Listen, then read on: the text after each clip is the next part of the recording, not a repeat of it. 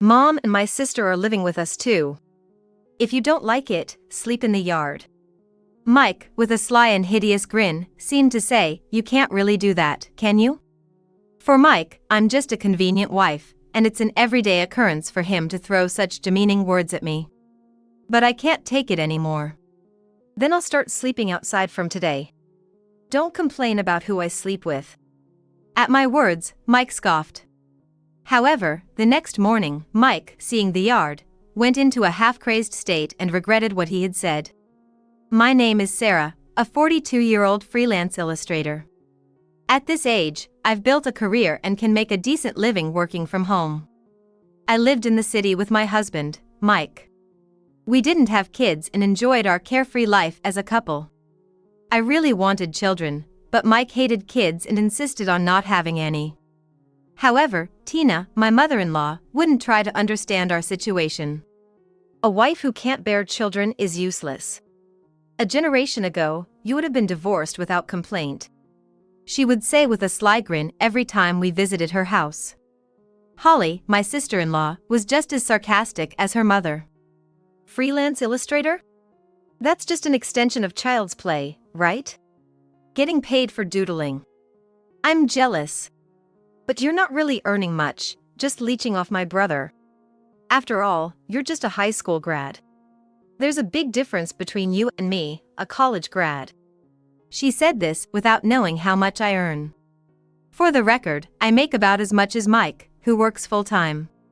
During busy periods, I even earn more than him. Holly, looking down on me for my education level, tries to take an educational high ground, but she herself is not currently in a stable job. She claims she could land a full-time job anytime she really tries, but at 35, it's about time she got serious, I think. The only decent one is my father-in-law, who would immediately defend me whenever I was ridiculed by the two. Sarah is a precious person to us. Don't say such disrespectful things to someone who has come to our family. Thanks to him, the two would quiet down for a while. But, disliking that my father-in-law was on my side, they would later secretly make life difficult for me. It's a vicious cycle, but I'm saved by my father-in-law's presence. If there's one good thing, it's that my in-laws' house is miles away, so we don't meet often. Normally, it's harmless, so I brush off their sarcastic comments. One day, while I was working at home as usual. What? Your father passed away? Mike suddenly called during work with this shocking news. Apparently, his illness had progressed without us knowing. With funeral preparations and other duties, I had no time to grieve in the rush of those days.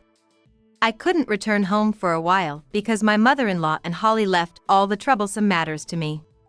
I was exhausted in just a few days, overwhelmed by all the paperwork when someone passes away. Somehow, after managing to see my father-in-law off, I returned home and thought I could finally take time to grieve. But now, only Mom and my sister are left at home. I'm worried about the two, so we're moving to my hometown. What? You can't just spring that on me. What about work? Then, Mike, looking smug, made an outrageous statement. Don't worry, my friend runs a company back home and he's agreed to hire me. I've already settled everything. You work from home, so it shouldn't matter where you live, right? There's no problem, so relax. Mike had arranged everything without my knowledge. Afterward, ignoring my reluctance, Mike proceeded with the moving preparations. I reluctantly started preparing to move as well. Initially, Mike insisted on living with his parents, but I firmly refused and decided to stay in this house. Eventually, we contracted a condo a bit away from his parents' home and started a new life there. But after moving, my mother-in-law and Holly, having nothing better to do, would come to our house and interfere with my work. Neither of them works, so they seem to have time to spare. I've hinted several times that it's troublesome if they come too often, but I've been too indirect, and it seems they haven't gotten the message. Nearly every day, those two come to my house and do as they please. But that's not the only stress. When the neighbors see me, they whisper among themselves. People from the city stand out, don't they? Sarah, you stick out. You need to make an effort to blend in a bit. When I discussed this with Mike, the two of them happened to be there and made a snide remark. Do I really stick out? It's stressful enough dealing with Tina and Holly, but it seems like I have no allies around here. I sighed deeply, regretting moving to such a place. That day, Holly and Tina came to the condo for no reason. Don't you have any snacks in this house? Such an inconsiderate daughter-in-law. We are guests, you know?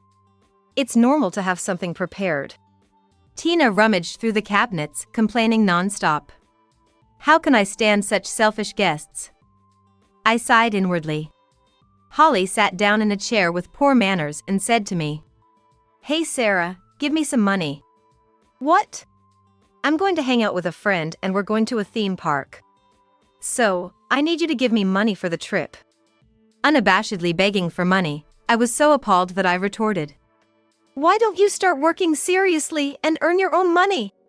Then you'd have more to spend freely. Holly exploded at my words. She stood up from the chair, banging the table as she yelled at me. Are you preaching to me? A low-life high school grad like you lecturing me, a college grad, is a million years too early. Know your place. Then Tina, who was listening, let out a deliberately loud sigh. That's right, Holly's right. Really, a daughter-in-law acting so high and mighty.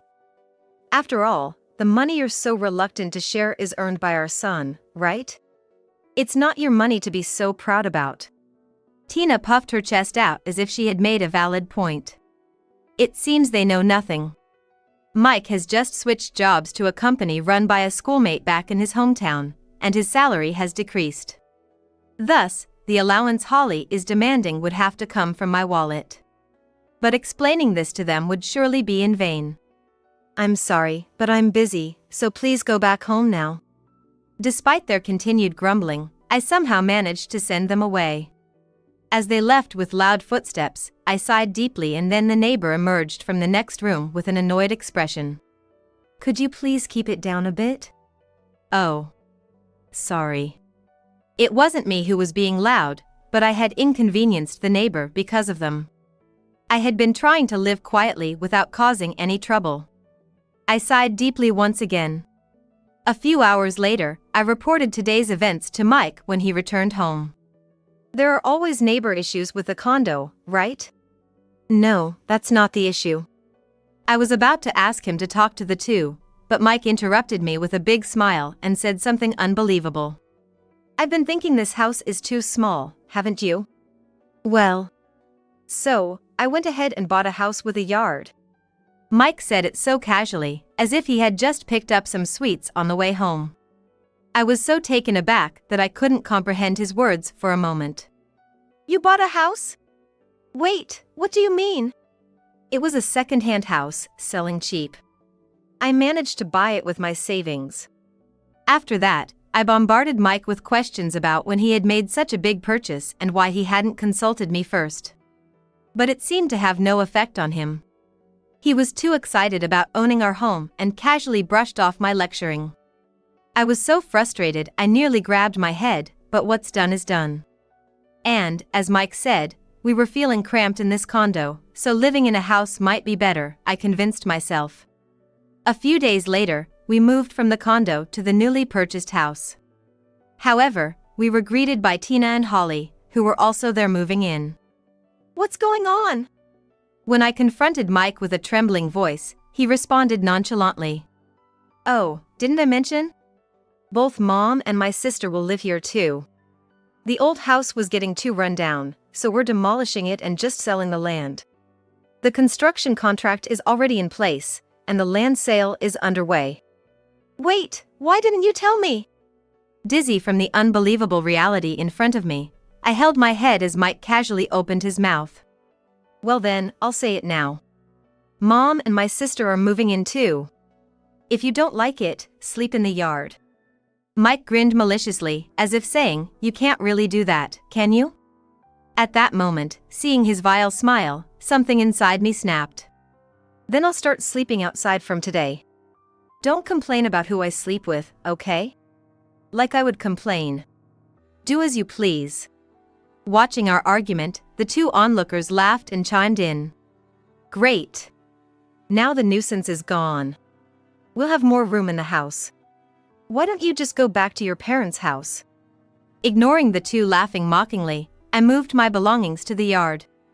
Then, to prepare for sleeping outdoors, I made a call to someone. The next day. Oh, I slept well. I stretched mightily in the yard of the house Mike had bought. It felt like I had slept well for the first time in a long time. After I moved my belongings out to the yard, Mike spitefully closed all the curtains in the house. So it seems he didn't know I was in the yard. However, he can't keep the curtains closed forever. As morning arrived, Mike opened the house curtains. And upon seeing the yard, his face was a picture of shock. What is that? Well, you said I shouldn't complain about who I sleep with, right? Mike, trembling, pointed next to me and exclaimed, "Who brings such a huge dog into our yard?" My pet dog, referred to as the huge dog, wagged its tail in response. This dog is a Rottweiler, a breed classified as a giant dog. And I had set up a giant tent in the yard, brought from my parents' home, and spent the night there with my dog. The person I had called was my mother. I explained the situation to her and borrowed the tent and my pet from my parents' home to spend the night here. It would have been enough to just borrow the tent, but since I had the opportunity to camp out in the spacious yard, and it was a perfect chance for my large-bodied pet to have a great time, I took it. My dog loves spending time outdoors, and as I expected, was in high spirits all of yesterday. I too had a fun night and was in a good mood from the morning. However, Mike was pale and clearly not in a good mood. That's your parents' dog, right? Take it back to their house now. Yes, Mike has a significant fear of large dogs. Bringing my pet was partly to get back at Mike. Mike had been chased by a large dog when he was young, and ever since, he has been scared at the mere sight of them. Because of this, my brother had to take the dog out whenever my parents greeted Mike, but let's set that story aside. And as Mike yelled, Tina and Holly, rubbing their sleepy eyes, came out to the yard. What's going on, Mike, yelling so early in the morning? Why is there a dog in our house? The two let out pitiful cries. Both of them disliked dogs, and had made faces just at the mention that my parents' house had a large dog. Now that the dog had suddenly appeared in front of them, they seemed quite flustered. Together with Mike, they became nearly hysterical, shouting for the dog to get out of the house. What are you thinking? This is why I can't believe how awful low-educated high school grads are. I never thought I had such a crazy daughter-in-law. Who does something like this? You're right. What are you thinking? Have you gone mad? As I stayed silent, the three of them continued to berate me. It's noisy this early in the morning, don't you think? I asked while petting my dog, who wagged its tail vigorously. This dog, although large, has a calm demeanor, is very intelligent and kind. However, it shows no mercy to anyone who threatens its family. Can't you hear us telling you to get out? As Mike hurled these thorny words, my dog growled next to me. When Mike heard the sound, he let out a pathetic scream, and then there was a noise coming from the large tent where I had been sleeping. It's lively this morning, isn't it? Dad, good morning. What?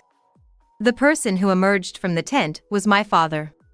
Mike, not expecting my father to be there, exclaimed in astonishment. Hey, Mike. Good morning. My father said with a smile, greeting him in the morning, but Mike just stood there with his mouth agape. I'm hungry.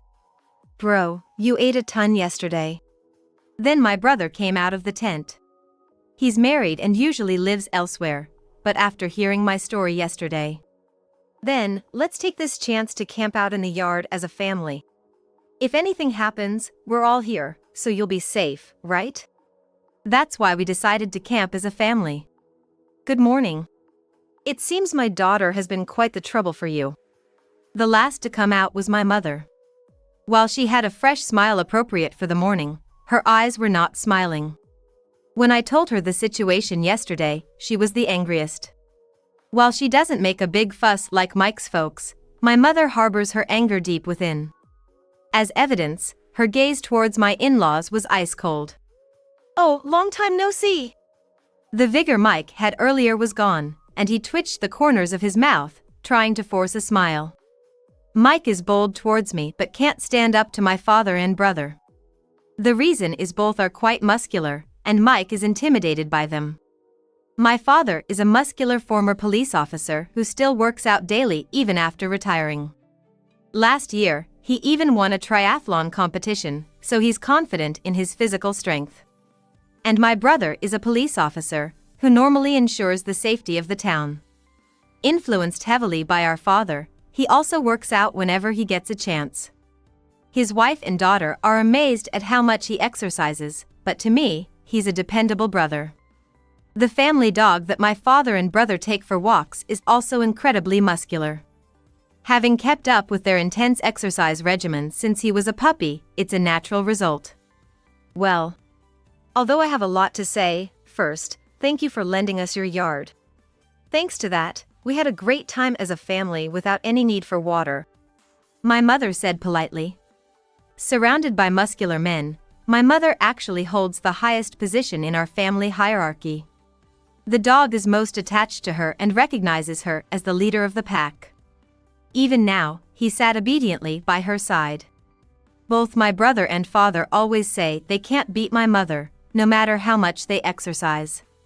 While my mother doesn't have physical strength, she shows her strength when it really matters. Once, when I was bullied by a classmate in elementary school, my mother immediately confronted the teacher and dragged the bully's parents to the school. Enough with the excuses. I'm asking for a reason why you did such things to my daughter. Now, please don't hesitate to explain. My mother maintained a smile throughout, but her presence was formidable, and eventually, the bully's parents and the child themselves started crying. That was when I vowed never to anger my mother. If I had consulted my family before things got to this point, my parents and brother would have supported me. But I didn't want to worry my family. I wanted to reassure everyone that I was happily married.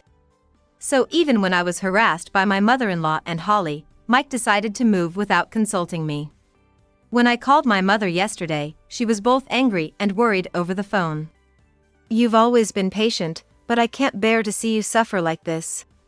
After all, you are my precious daughter. I'm a fully grown adult, not a child who needs to be coddled by her mother.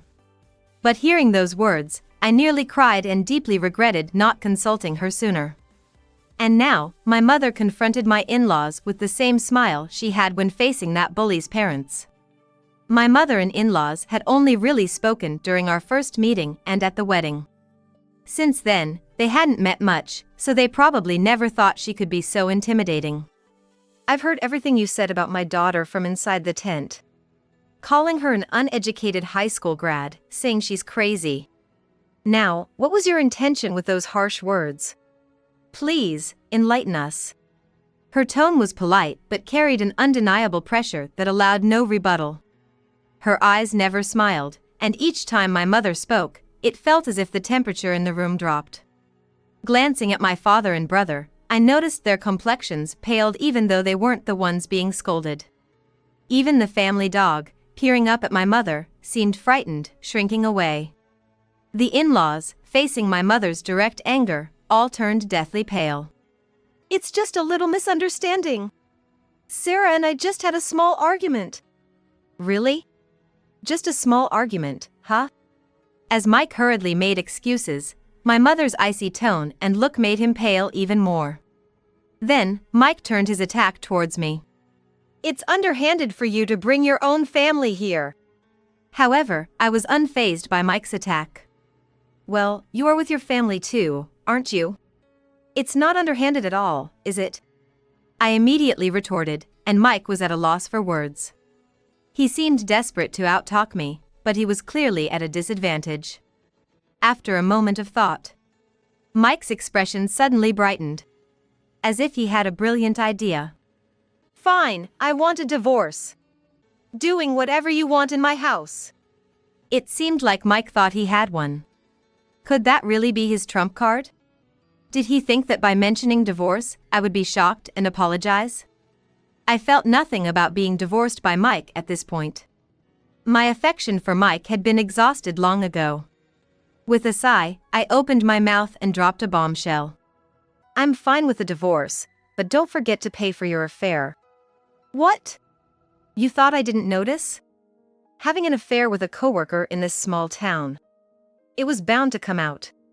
Yes, Mike had been having an affair with a woman in her 30s at the company run by his classmate. The woman was also married, so this revelation was bound to cause a scandal. I had been suspicious because Mike had been coming home late. I found a woman's handkerchief in his pocket and a hotel receipt, which confirmed the affair.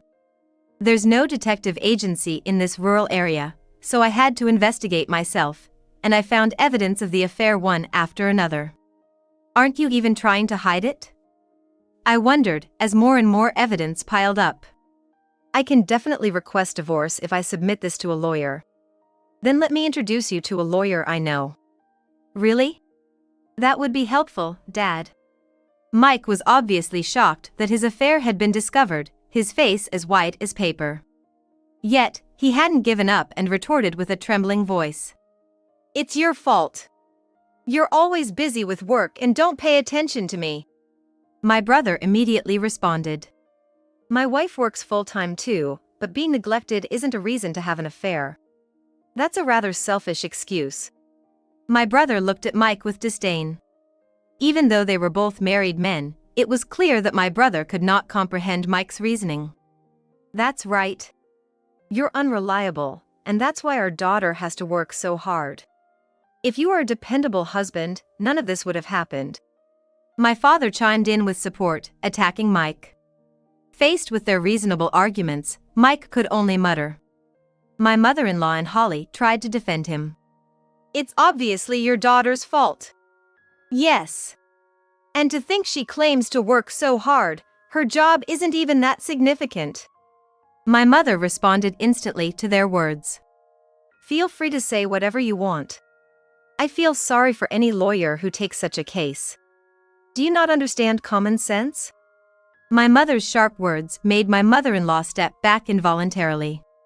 And Holly, do you even know how much my daughter earns? If you search her name, you'll see she works with well-known companies.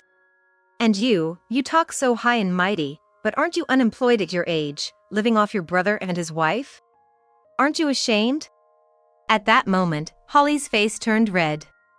How dare you say such things to my family?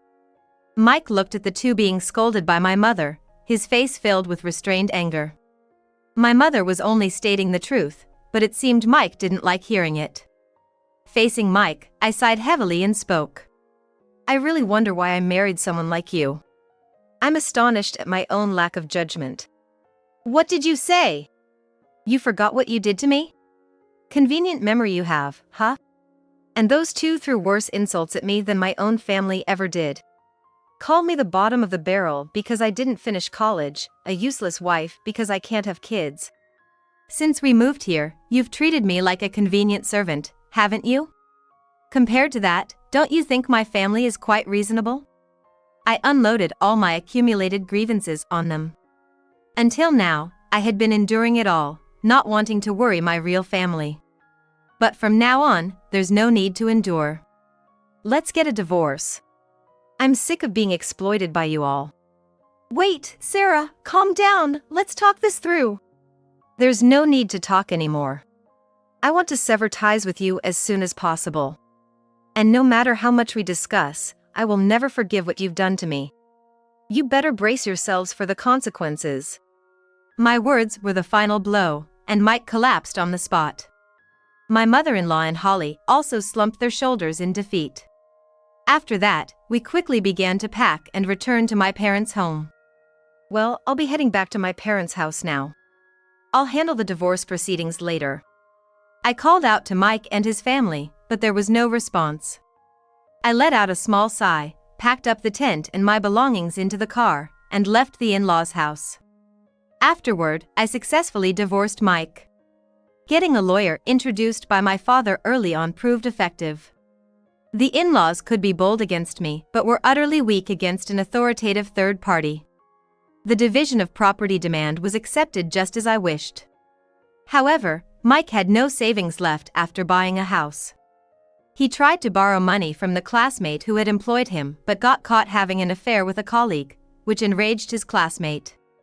As a penalty for disrupting workplace discipline, both Mike and his affair partner were fired. Reluctantly, Mike borrowed money from a predatory lender to survive. Apparently, just paying the interest was a struggle for him. The affair partner was also divorced by her husband. Mike eventually had to sell the house he had just bought to cover living costs. After selling the house, Mike moved with his mother and Holly to a cheap, run-down place and barely managed to find a part-time job, leading a life of extreme financial distress. Holly finally decided to start working, but having no substantial work history, she couldn't even land a part-time job. His mother registered with a senior job placement service, but there being few jobs in the countryside, in the end, Mike had to support all three of them with his part-time earnings.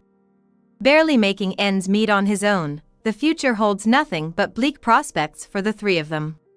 While handling the divorce proceedings, I spent several days moving things out of the in-laws' house.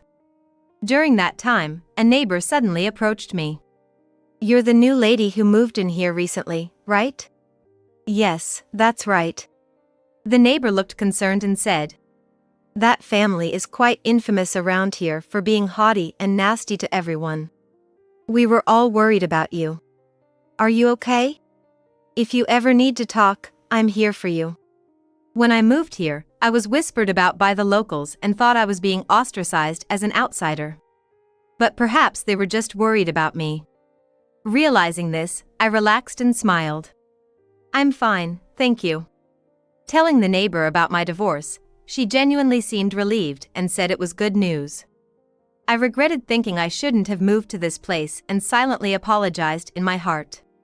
Then left the in-laws' house with my belongings. If it weren't for Mike and his family, this place would have been a nice place to live. After moving out and completing the divorce proceedings, I finally settled down. However, one day, Mike sent me this message. "Now it's all settled, right? Let's start over." I had left Mike's contact unblocked.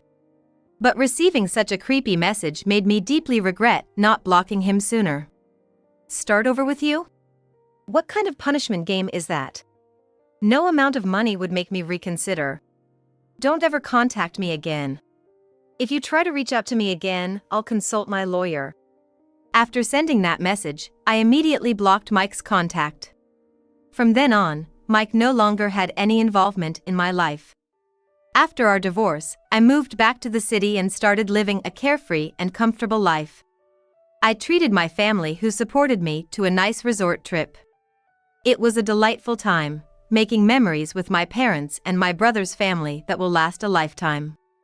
With the divorce from Mike and no longer needing to care for his family, I now have more freedom, both emotionally and time-wise. I could dive back into work, but I don't need to push myself too hard financially anymore. There's no longer a need to support Mike's family, so my finances are more relaxed. Having learned from my failed marriage with Mike, I'm open to finding a new relationship. Being single at my age is not unusual in the city, and there seem to be plenty of opportunities for dating events targeted at people in their 40s.